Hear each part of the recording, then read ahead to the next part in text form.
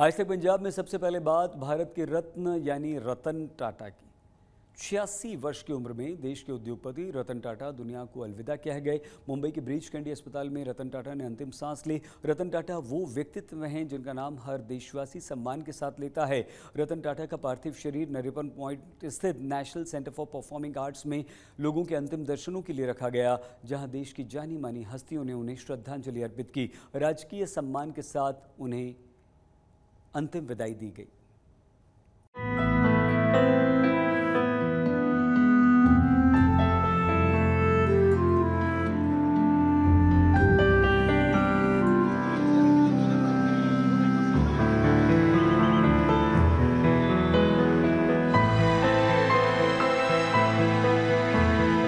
रतन टाटा, वो नाम जिसको देश ने सम्मान दिया, सराहा, और आज इसीलिए वो भारत के रतन हैं।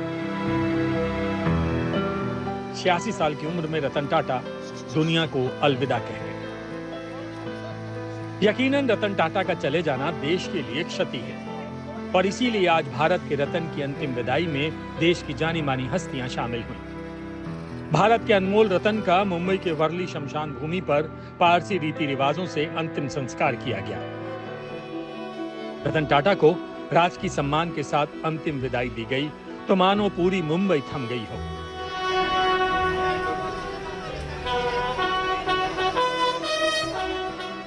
भले ही उनके निधन के बाद उन्हें भारत रत्न देने की मांग फिर उठने लगी है, लेकिन वो हमेशा से ही भारत के अनमोल रतन हैं।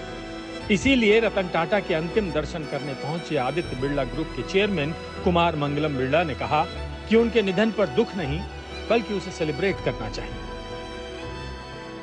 देश के लिए बहुत बड़ा नुकसान है, not just for corporate India but for the country as a whole. I think the impact of his work is quite unparalleled and I think we should remember him through the richness of his work. उनका जीवन ऐसा था कि वहाँ से बहुत कुछ है जो हम सीख सकते हैं। मेरा ये प्रिविलेज था कि मैं उनके साथ काफ़ी मेरी करीबता रही कई सालों तक, और बहुत कुछ सीखने मिला मुझे उनसे, और आदर्श पुरुष थे कई तरह से।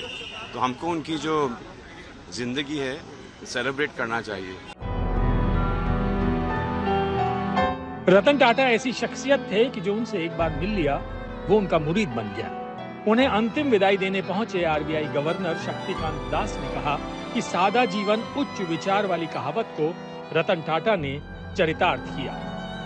जिंदगी में काफ़ी बार, मतलब मेरे लाइफ में काफ़ी बार तो नहीं कह सकते हैं, बट कई सारे बार उनके साथ इंटरेक्शन करने के लिए मौका मिला है, और हमेशा मेरे को यही लगा कि हमेशा वो कुछ नई चीज़ बात करते थे, और उनका जो भारत के लिए, भारत का अर्थव्यवस्था के लिए और भारत का जो इंडस्ट्री और इकोनॉमिक ग्रोथ है उसके लिए उनका विजन जो था वो एक बहुत बड़ा और एक अद्भुत विजन था।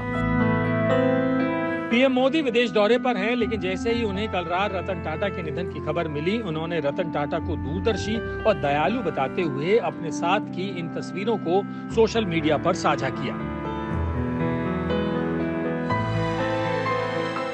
वहीं आज गृह मंत्री अमित शाह भी रतन टाटा को श्रद्धांजलि देने पहुंचे। अमित शाह ने कहा कि कारोबार से परोपकार तक रतन टाटा के पूरे जीवन से प्रेरणा मिलती है।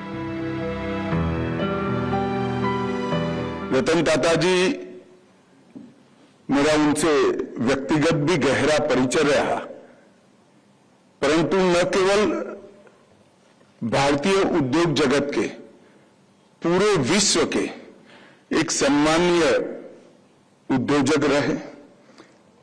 टाटा समूह का नेतृत्व करना ही अपने आप में एक बहुत बड़ी बात होती है, परंतु उन्होंने टाटा समूह का नेतृत्व ऐसे समय में संभाला जब टाटा समूह को अनेक प्रकार के परिवर्तन करना जरूरी था। महाराष्ट्र के सीएम एकनाथ शिंदे ने भी उन्हें नम आंखों से अंतिम विदाई दी। एकनाथ शिंदे की कैबिनेट ने उन्हें भारत रत्न देने के प्रस्ताव पर मुहर भी लगाई। समाजवादी पार्टी के अध्यक्ष अखिलेश यादव हो या पूर्व राष्ट्रपति रामनाथ कोविंद, सभी ने कहा कि रतन टाटा जैसा कोई नहीं। केंद्रीय मंत्री पीयूष गोयल ने भी कहा कि रतन टाटा के जाने से जो खालीपन आएगा उसे भरने में लंबा वक्त लगेगा। पद्म भूषण और पद्म विभूषण से सम्मानित रतन टाटा की अगुवाई में ही टाटा ग्रुप ने देश की सबसे सस्ती कार नैनो लॉन्च की थी। तो हाल ही में कर्ज में फंसी एयर इंडिया को 18,000 करोड़ में खरीदकर रतन टाटा ने देश की विरासत को संभाला।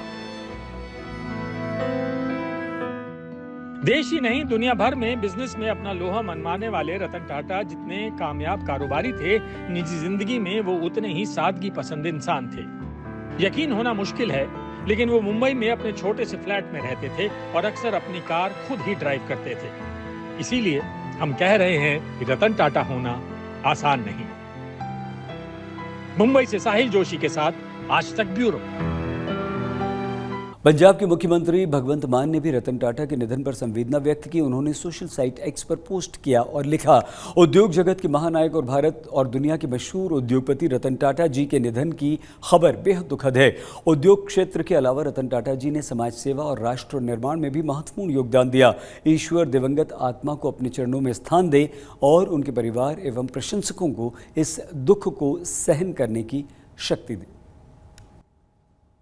पंजाब में पंचायत चुनाव की तारीख जैसे जैसे नज़दीक आ रही है, विवाद और आरोप प्रत्यारोप का दौर और तेज़ होता जा रहा है। एक तरफ जहां हाईकोर्ट ने 250 से अधिक गांवों में चुनाव कराने पर रोक लगा दी, तो वहीं दूसरी तरफ पंजाब कांग्रेस के प्रधान अमरिंदर राजा वडिंग करीब 30 गांवों के सरपंचों को इकट्ठा करके एसएसपी ऑफिस के बाहर प्रदर्शन करते हुए दिखाई दिए।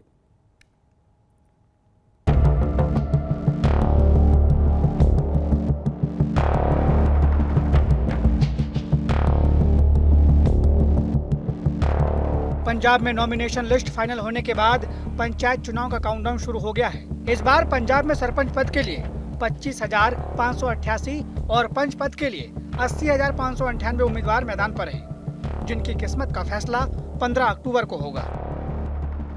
इसी बीच पंजाब हरियाणा हाईकोर्ट से पंजाब सरकार को बड़ा झटका लगा है। पंचायत चुनाव में अनियमितताओं को लेकर दायर की गई याचिका पर सुनवाई करते हुए हाईकोर्ट ने बड़ा फैसला सुनाया है।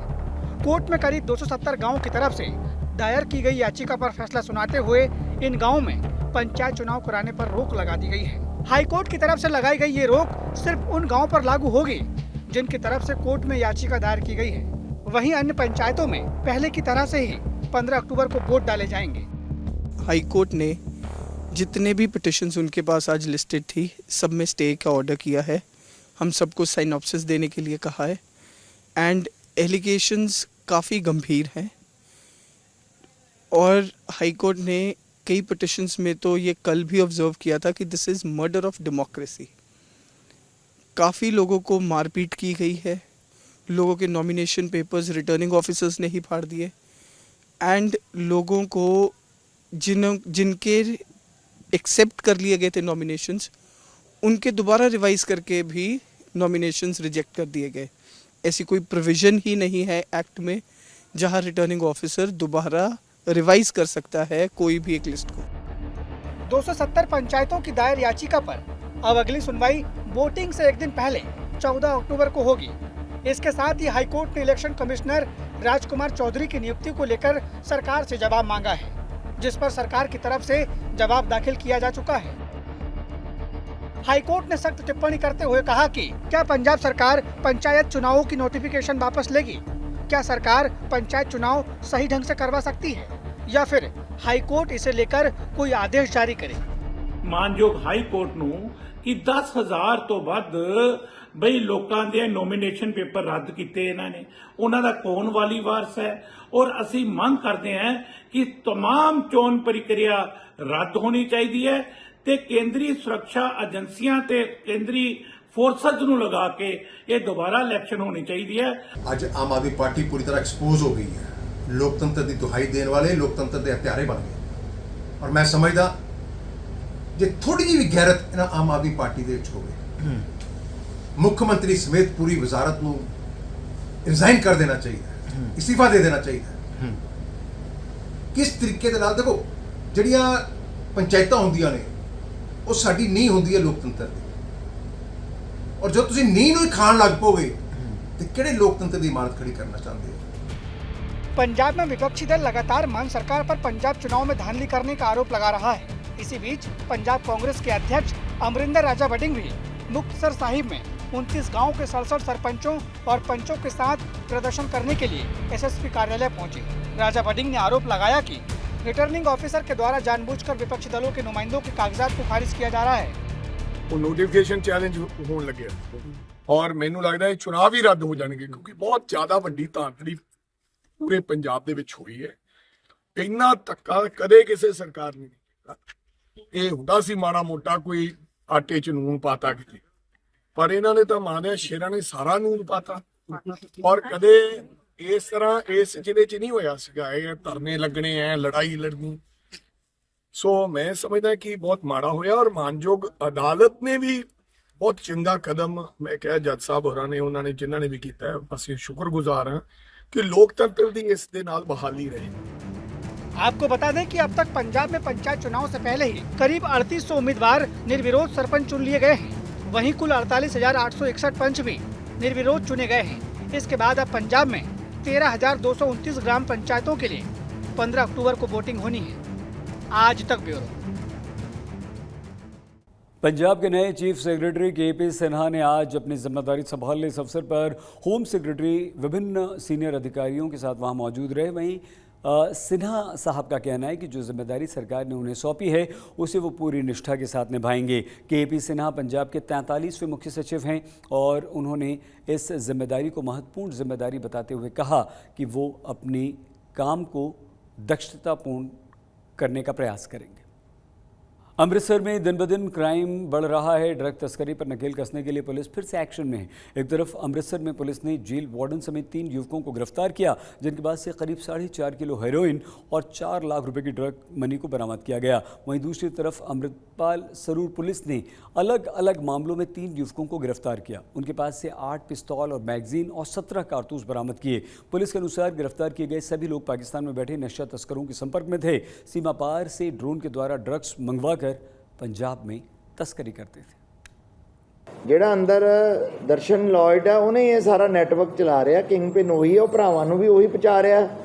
ਉਹਦੇ ਅੱਗੇ ਲਿੰਕੇजेस ਦੇ ਵਿੱਚ ਕੌਣ ਬੰਦੇ ਉਹਨਾਂ ਨੂੰ ਦੇ ਕੇ ਜਾਂਦੇ ਸੀ, ਉਹ ਸਾਰੀ ਅਜੇ ਇਨਵੈਸਟੀਗੇਸ਼ਨ ਦਾ ਪਾਰਟ ਹੈ।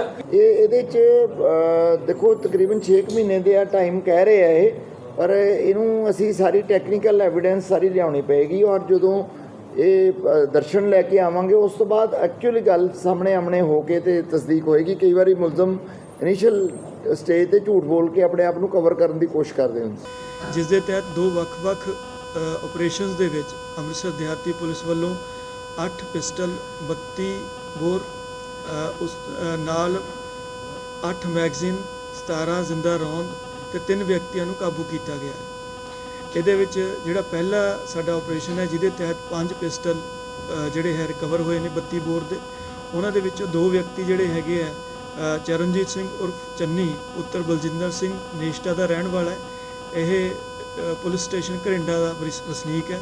ਇਸ ਦੇ ਨਾਲ ਇਸ ਦਾ ਜਿਹੜਾ ਸਹਿਯੋਗੀ ਸੀ ਗੁਰਤੇਜ ਸਿੰਘ ਪੁੱਤਰ ਹਰਪਾਲ ਸਿੰਘ ਵਾਸੀ ਨਵੀਂ ਆਬਾਦੀ ਅਟਾਰੀ, ਇਹਨਾਂ ਤੋਂ ਜੋ ਹੈ 5 ਪਿਸਟਲ ਜਿਹੜੇ ਹੈ ਉਹ ਰਿਕਵਰ ਹੋਏ ਨੇ। खबर हरियाणा की, जहां हरियाणा विधानसभा चुनाव में मिली हार के बाद कांग्रेस में समीक्षा का दौर चल रहा है। आज कांग्रेस ने राज्य के नेताओं के साथ पहली महत्वपूर्ण बैठक की। बैठक पार्टी अध्यक्ष मल्लिकार्जुन खड़गे के घर पर हुई जिसमें नेता प्रतिपक्ष राहुल गांधी शामिल हुए। इस बैठक की क्या विशेषता रही हम आपको बताते हैं। सूत्रों की बात माने तो हरियाणा चुनाव की बैठक में राहुल गांधी ने कहा कि नेताओं ने अपने हित को पार्टी के ऊपर रखा। आपको ये भी बता दें कि हरियाणा चुनाव के दौरान कांग्रेस में अंदरूनी कलह की बात लगातार आती रही। सीएम को लेकर खींचतान दिखी। यही कारण है कि आज बैठक में राहुल गांधी ने उसे हार की सबसे बड़ी वजह बताया। दूसरी बड़ी बात जो सामने आई वो ये कि भूपेंद्र हुड्डा, प्रदेश अध्यक्ष उदय भान और प्रभारी दीपक बाबरिया को बैठक में नहीं बुलाया गया। इसके अलावा कुमारी सैलजा, रणदीप सुरजेवाला, कैप्टन अजय यादव भी बैठक में नहीं आए। सूत्रों ने बताया कि चुनाव परिणाम की जांच के लिए एक फैक्ट फाइंडिंग कमेटी बनाई जाएगी जिसकी घोषणा जल्द की जाएगी। हरियाणा में कांग्रेस एक्शन की तैयारी में है जहां कई उलटफेर किए जा सकते हैं।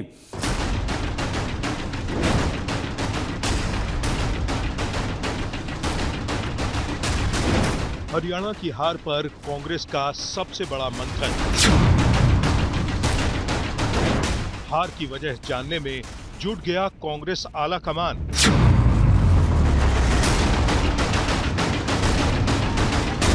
खड़गे और राहुल गांधी ने दिग्गजों के साथ की बैठक।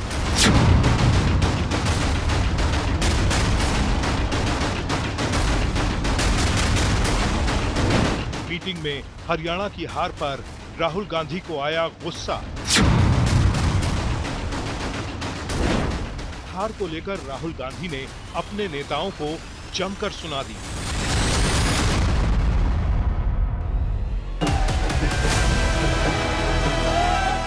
हरियाणा की जीत पर बीजेपी ये कह कहकर कांग्रेस को चिढ़ा रही है कैसे उन्होंने हरियाणा में ऐतिहासिक जीत दर्ज की है। हरियाणा में जो 58 साल के इतिहास में कभी नहीं हुआ, वो बीजेपी ने कर दिखाया है। बीजेपी के खेमे में जश्न है तो कांग्रेस के खेमे में सन्नाटा पसरा है।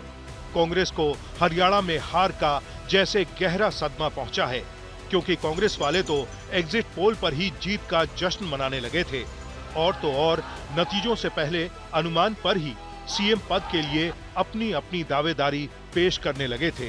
लेकिन जैसे ही हरियाणा में हार मिली तो कांग्रेस में खलबली मची हुई है। आखिर ये कैसे हुआ, क्यों हुआ? बीजेपी ने जोर का झटका जोर से कैसे दिया? और अब इस पर बैठकों का दौर शुरू हुआ है और हार की असली वजह ढूंढी जा रही है। और इस पर भी चर्चा हो रही है कि कांग्रेस में हरियाणा की हार का विलेन कौन है।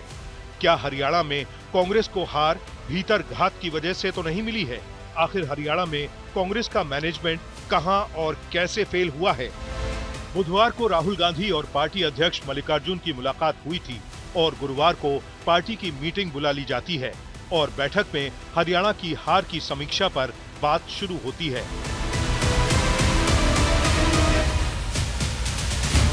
इस मीटिंग में कांग्रेस अध्यक्ष मल्लिकार्जुन खड़गे, लोकसभा में नेता विपक्ष राहुल गांधी, संगठन महासचिव केसी वेणुगोपाल, हरियाणा के पर्यवेक्षक अजय माकन, हरियाणा के पर्यवेक्षक अशोक गहलोत इस बैठक में शामिल हुए, जबकि हरियाणा प्रदेश अध्यक्ष और भूपिंदर सिंह हुड्डा को इस बैठक में नहीं बुलाया गया। जैसे ही बैठक में हरियाणा की हार पर चर्चा शुरू हुई, सूत्रों की माने तो राहुल गांधी गुस्से में नजर आते हैं और वो सबसे पहले कहते हैं कि हरियाणा में हमारे नेताओं ने पूरे चुनाव के दौरान पार्टी के हित से ज्यादा व्यक्तिगत हितों पर ध्यान दिया। सूत्रों की माने तो अजय माकन भी बात रखते हैं और कहते हैं कि चुनाव के एग्जिट पोल और रिजल्ट में जमीन आसमान का अंतर क्यों आया। हमें चुनाव परिणाम से जुड़ी सभी वजहों पर चर्चा करनी चाहिए। साथ ही साथ आपसी मतभेद क्या रहे, इसको भी हमें देखना होगा। बहुत सारी बातें हैं, बहुत सारे कारण हैं और ये कारण चुनाव आयोग से लेकर के आपस में मतभेद से लेकर के बहुत सारी चीजें हैं और सबके ऊपर हम लोगों ने भी चर्चा करी है और आगे भी चर्चा करेंगे, क्योंकि जो इतनी बड़ा उलटफेर जो सब लोगों का अंदेशा था, जो एग्जिट पोल्स कह रहे थे, जो सर्वेज बड़े से बड़े सर्वेयर्स हिंदुस्तान के, कोई छोटे नहीं, मतलब बड़े से बड़े सर्वेयर्स जो कह रहे थे, सभी के सभी एक साथ गलत साबित हो जाए तो उस चीज़ का की जानकारी कोई आधा एक घंटे के अंदर मीटिंग से नहीं होती। उसके आज हम लोगों ने तय किया है कि आगे क्या हम करेंगे। आज तक पंजाब में आज के लिए बस इतना ही। आप प्लीज़ अपना बहुत ख्याल रखिएगा। देखते रहिए आज तक। ये वाला लिंक करना है, देख लो।